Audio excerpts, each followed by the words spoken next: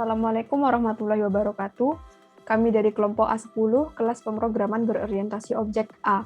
Di sini kami akan mempresentasikan proyek akhir kami, yaitu pengembangan aplikasi SIMAPUS atau Sistem Informasi Perpustakaan. Adapun anggota kelompok kami yaitu yang pertama ada Raihan Maulana Ramadan dengan NIM 2024 1010 1003. Kemudian ada Gusti Ayu Hairunisa dengan NIM 2024 1010 1025.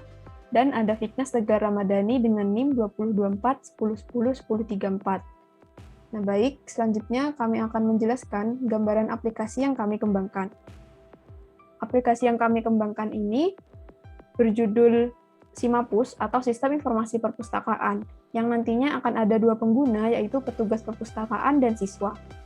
Kami merencanakan pembuatan aplikasi ini untuk mempermudah siswa dan petugas perpustakaan dalam melakukan seluruh kegiatan di perpustakaan yang tadinya masih dilakukan secara manual.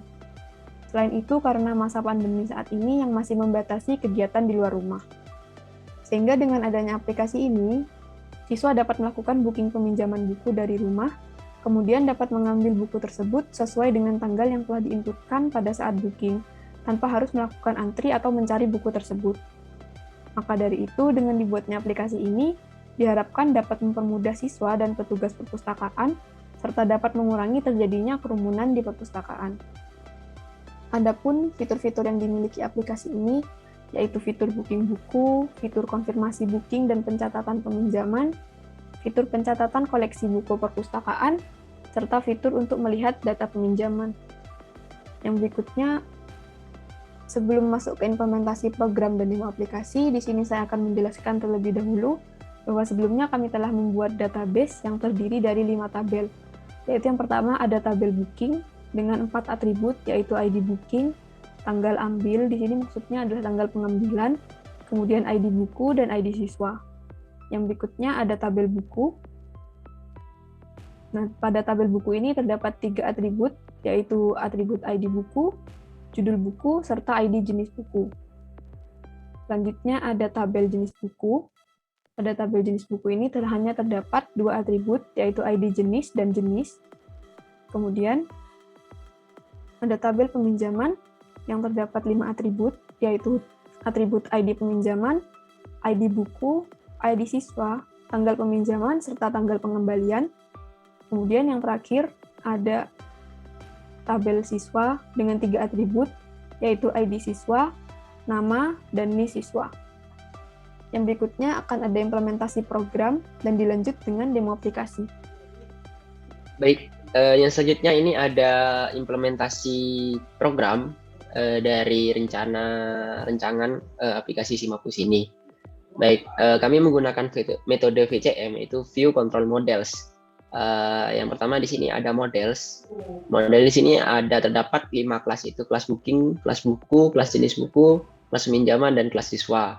Selanjutnya di view sendiri ada admin view, author view, dan student view. Ini ada 3 saja dan kontrolnya itu ada main Java. Yang pertama booking Java ini di model sendiri dia untuk mengambil dan menambahkan data booking, kemudian buku untuk mengambil dan menambahkan data buku, jenis buku untuk mengambil jenis bukunya saja, tidak untuk ditambahkan, kemudian peminjaman untuk mengambil data peminjaman dan menambahkan data peminjaman. Kan siswa ini hanya mengambil data siswanya saja.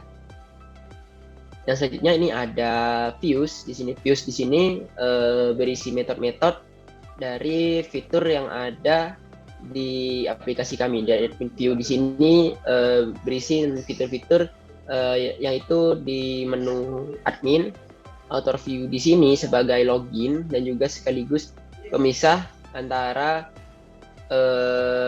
admin dan juga admin atau petugas perpustakaan dan juga siswa. Kemudian student view di sini untuk metode-metode, berisi metode-metode yang fitur yang berada di menu siswa. Dan selanjutnya ini ada library, kami menggunakan 3 library, yaitu ASCII-Tabel, LoadNV Java, kemudian PostgreSQL. ASCII-Tabel di sini untuk membuat tabel atau tampilan tabel. Kemudian .env ini untuk konfigurasi untuk ke Postgre, kemudian PostgreSQL di sini untuk connecting ke Postgre-nya sendiri. Menurutnya modul di sini sebagai kelas support, sama seperti utils dan modul ini kelas support, di mana di sini untuk connecting ke database, untuk database, author ini untuk loginnya nanti, model juga untuk mengexecute query, view ini untuk menginputkan nantinya user, konsol ini untuk membersihkan, konsol nantinya untuk membersihkan atau mengclean konsol, dan input ini untuk sama input user juga, seperti itu. Selanjutnya ini ada implementasi konstruktor. Konstruktor di sini kami setiap di model ini ada konstruktornya, di mana nanti konstruktor ini untuk bisa mengubah value dari atribut yang dimiliki oleh kelas-kelasnya yang ada konstruktornya ini. Kemudian setelah konstruktor itu ada getter di sini, untuk nantinya getter ini dipanggil di kelas lainnya, yaitu menggunakan get, seperti itu, dengan memanggil nama kelasnya terlebih dahulu, kemudian .get, seperti itu.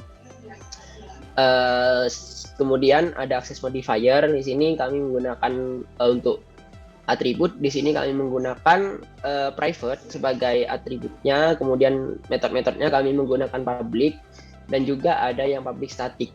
Karena di public static ini ketika dipanggil di kelas lainnya tidak perlu menambahkan atau menuliskan lagi objek baru, tidak perlu menuliskan objek baru lagi, jadi langsung dipanggil nama kelasnya saja, nama metodenya saja, seperti ini. Selanjutnya setelah access modifier itu ada abstract class, yaitu abstract class model dan view ini abstract class yang nantinya akan di-inheritance ke kelas-kelas model. Nah, seperti ini. Dia berbentuk abstrak karena tidak perlu sama halnya itu tidak perlu menuliskan lagi new atau menuliskan lagi objek baru, dan langsung saja memanggil atau menuliskan kembali metode yang ada di sini, ada di abstrak kelas ini. Jadi langsung menuliskan atau menulis kembali abstraknya, maksud saya metodenya saja, tidak perlu membuat objek baru lagi. Kemudian ada inheritance, sama dengan itu tadi. Kemudian ada polymorphism. Polymorphism ini kami menggunakan di view dengan overwriting. Kemudian main class. Main class di sini dia sebagai menampilkan menu admin dan menu siswa, sekaligus dia sebagai controller yang nantinya akan memanggil metode-metode yang ada di kelas views, seperti itu. Selanjutnya demo aplikasi akan dilanjutkan oleh teman saya.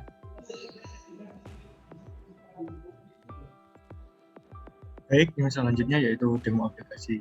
Saat sistem pertama kali dijalankan akan menampilkan menu login, di mana petugas dan siswa diminta untuk memasukkan username dan password. Untuk contoh yang pertama, kita memasukkan username dan password siswa dengan memasukkan username 1034 dan password 1034. Setelah memasukkan username dan password, akan menampilkan menu utama dari siswa. Di menu siswa terdapat 3 fitur atau menu, yaitu fitur booking, list peminjaman, dan password. Misal kita akan melakukan booking, maka kita akan menginputkan angka 1. Maka akan muncul list-list buku, list-list jenis buku yang tersedia. Di sini kita diminta untuk memasukkan jenis buku yang kita inginkan. Misal kita menginginkan buku sejarah, maka kita akan menginputkan angka 1. Kemudian di sini kita akan ditampilkan judul-judul buku berdasarkan jenis buku, jenis sejarah. Di sini kita memasukkan angka buku yang kita inginkan. Misal kita menginginkan buku Candi Borobudur, kita menginputkan angka 4.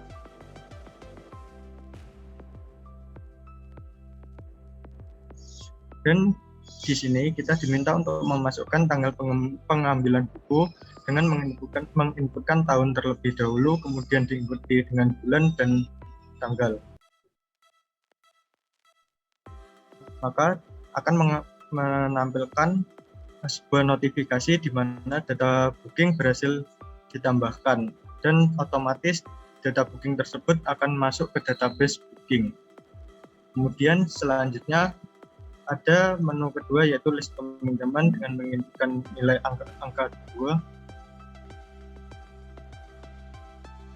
di mana di fitur ini kita akan menampilkan semua data peminjaman yang sudah user booking, yang sudah user selesaikan. Data yang diambil di sini diambil dari database peminjaman yang sudah ada tanggal pengembalian atau buku tersebut sudah dikembalikan ke perpustakaan. Selanjutnya kita menuju ke menu ketiga, yaitu logout. Di sini kita akan menuju ke menu login lagi. Untuk contoh selanjutnya, kita memasukkan username dan password petugas dengan memasukkan username admin dan passwordnya admin. Di sini akan menampilkan beberapa menu dari petugas. Yang pertama, kita misal menuju ke menu lihat booking dengan menginputkan nilai 1.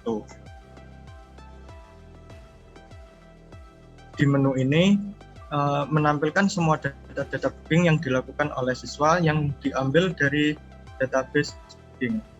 Untuk selanjutnya,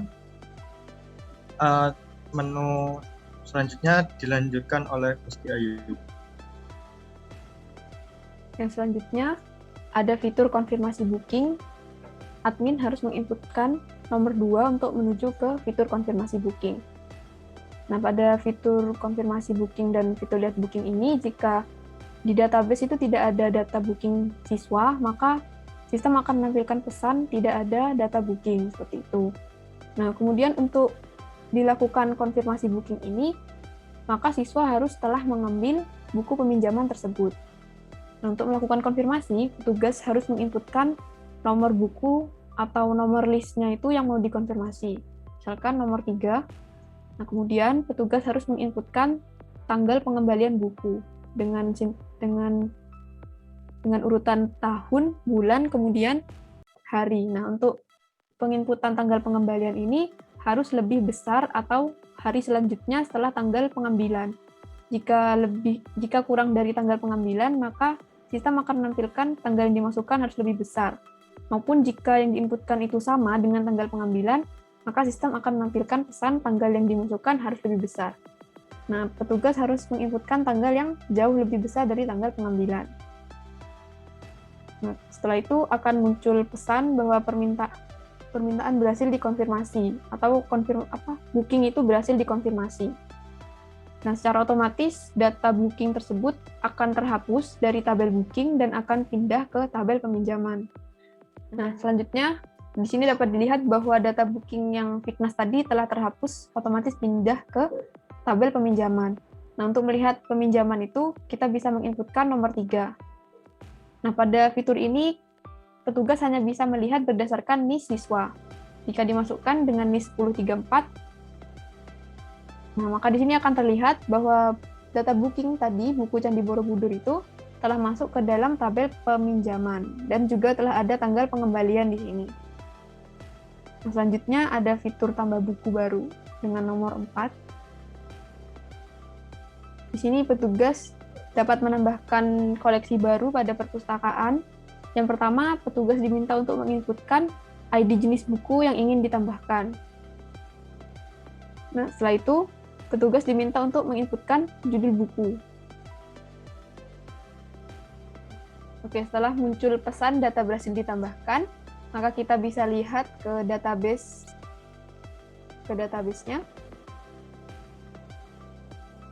Nah, pada tabel buku di sini muncul di bawah sendiri itu ada judul buku yang baru ditambahkan, yaitu buku Rukun Islam dengan ID jenis 3.